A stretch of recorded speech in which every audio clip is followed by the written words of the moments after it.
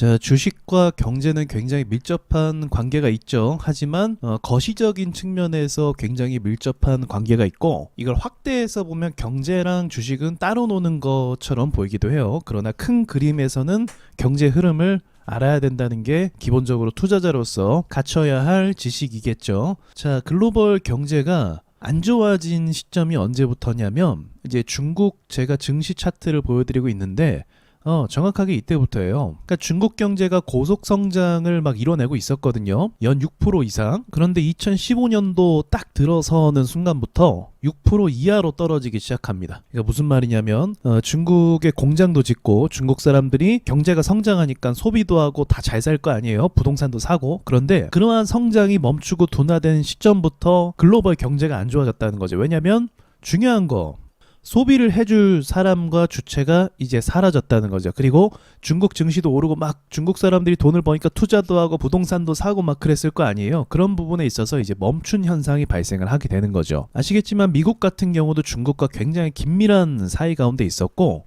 참 신기한 게 제가 지금 당장은 보여드릴 수 없지만 2015년도 이후로 미국 기업들의 매출이 옆으로 가거나 좀 밑으로 떨어지는 현상이 발생하게 됩니다. 그러니까 중국 경제의 의존도가 미국 역시도 높았다는 것을 의미하는 거죠. 그래서 중국 경제의 여파로 이때였던 것 같아요. 이때 당시에 유럽의 경제 위기도 많이 불거지고 있었습니다. 그리고 팬데믹 사태가 발생하게 됐고, 이후로 미국이 어떻게 했죠?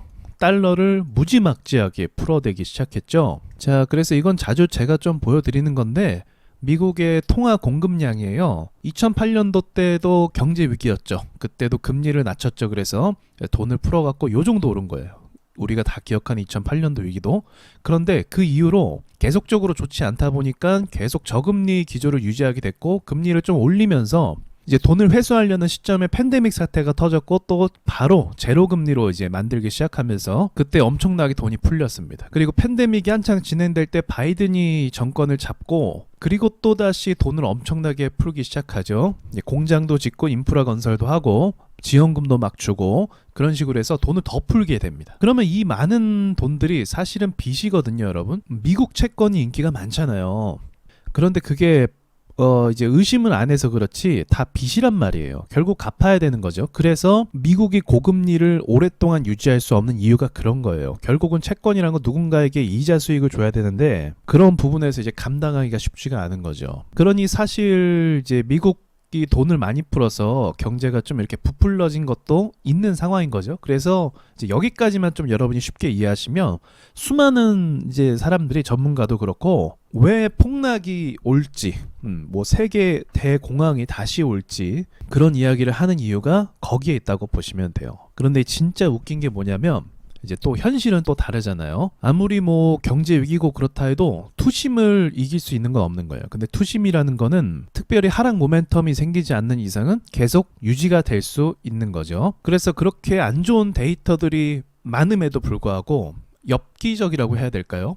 그럼에도 불구하고 미국 주식은 크게 올라갔다는 것이 지금 우리가 볼 수 있는 현실인 거죠. 그러니까 이렇게 올라가니까 이제 그러한 데이터들, 그러니까 위기를 이야기하는 그런 데이터들이 이제 웃음거리가 되는 거고, 사람들은 그런 것을 신뢰하지 않고 오직 오르는 주식만 보면서 계속 갈 거라고 이제 믿음을 갖게 되는 거죠. 제가 워낙 생각이 많다 보니까 어젯밤에 꿈에서조차 생각을 하게 됐어요. 가끔 그럴 때가 있거든요. 야, 앞으로 어떻게 될까? 미국 주식이나 이런 경제적인 흐름이 어떻게 될까? 다 예상할 수 없지만 미국이 갖고 있는 선택사항 중에 확실한 게 한 가지 있는데, 그게 뭐냐면 중국을 때리는 거예요. 중국의 소수 부자들이 미국 부자보다 더 많습니다. 그러니까 미국 경제가 규모가 더 큰 건 맞지만 중국의 소수인들이 더 많은 자산을 갖고 있는 거예요. 그러니까 부자들의 수준이 너무 이제 상상을 초월하다 보니까 중국도 경제가 무너진다 하지만 또 막 버티고 있잖아요.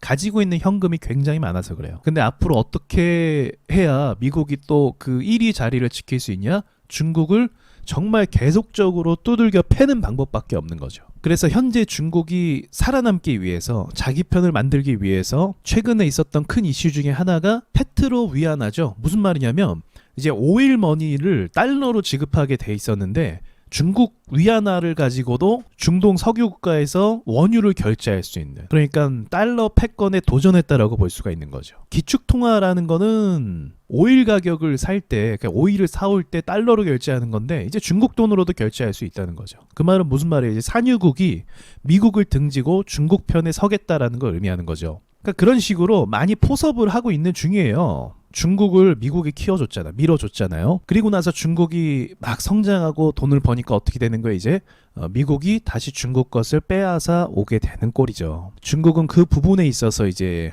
많은 저항을 할 거고, 또 돈을 풀고 부양을 할 거고, 다시 경제를 살리기 위해서 아주 최선을 다할 거예요. 과거에 일본이 그랬던 것처럼. 그러나 이러한 분쟁은 결국 어떻게 될까요? 한쪽이 박살이 날 수밖에 없죠. 과거에 일본도 그랬거든요. 일본의 부동산 법을 다 알고 있죠. 근데 그게 사실은 미국이 때려서 그렇게 된 거거든요. 그러니까 전 이렇게 좀 결론을 내리고 싶어요. 나름대로 미국이 앞으로 중국을 더 심하게 때리면 때릴수록 미국 경제는 유지가 될 수 있다. 과열인 거 맞고 거품인 거 맞지만 이걸 유지할 수 있는 방법은 중국을 빠따 때리고 두들겨 패는 방법밖에 없다. 뺏어오는 거죠, 그냥. 그래서 동해안 석유 같은 경우, 즉 우리나라 대왕고래 프로젝트, 이것도 사실 좀 뜬금이 없잖아요. 근데 그걸 함으로써 아마 미군 기지가 이제 동해안에 주둔될 가능성이 높은 거죠. 지금 한미일 군사 동맹 가운데 있는데 중요한 거점이 될 수 있는 확률이 높은 거예요. 그러니까 대왕고래 프로젝트 뒤에 또 다른 어떤 계획이 있을 수 있는 거죠. 그러니까 여러분이 이런 흐름을 좀 알고 투자하셨으면 좋겠어요.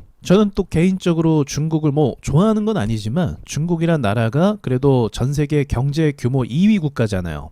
그래서 뭔가 뒷심을 발휘하지 않을까 생각을 하고 있거든요. 아까 말씀드렸듯이 현금이 그렇게 많아요. 돈이 너무 많단 말이에요. 그래서 어떤 경쟁 과열 구도로 가지 않을까, 돈을 엄청나게 풀어서 나름대로 또 부양을 하려고 하지 않을까, 뭐 그런 생각도 갖게 됩니다. 예전에 미국과 소련이 그 우주 경쟁했잖아요. 누가 우주로 나가냐. 그때 그런 경쟁 때문에 기술 발전이 엄청나게 이루어진 거 아니겠어요?